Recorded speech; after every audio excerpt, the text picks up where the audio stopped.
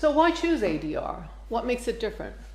Well, first of all, you have to look at the difference between the facilitative and determinative streams, that is mediation and arbitration, but I think that we can say for all forms of ADR, the basis is party autonomy. That means that the parties choose their own process, they craft their own process, sometimes within the stricture of certain rules or laws, but it's not the evidence-based process that you have in litigation where you have no choice but to follow the rules.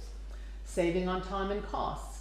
This is especially true with ODR and especially the case with mediation because it's quicker, you don't have to wait for a decision, and parties can again come to their own resolution. Confidentiality is very important. Very often parties have a dispute and they don't want it to be known that they're in a dispute either with each other or even in general.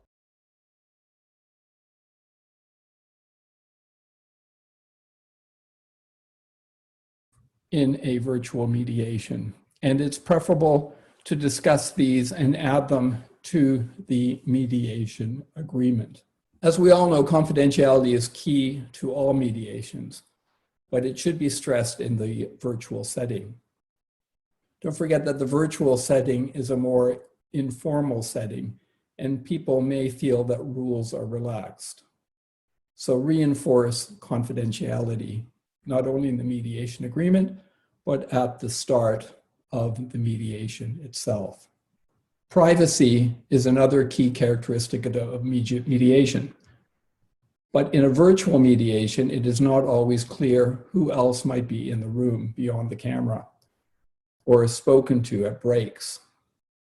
In a physical mediation, the mediator can control this, but of course, in a virtual mediation, this becomes very difficult.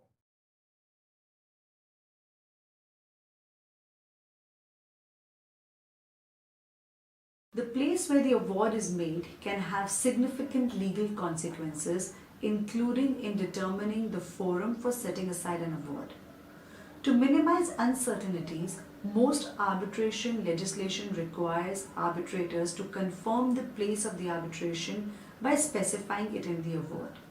Similarly, many arbitration statutes also provide that the award will be deemed to have been made at the place of the arbitration. Consistent with this, it is common practice for arbitrators to specify the location of the arbitral seat on the face of the award, regardless where they sign the award. The place of signing the award has to be distinguished from the place where the award is made. The act of signing an award is an expression of agreement with its contents and an act of endorsement.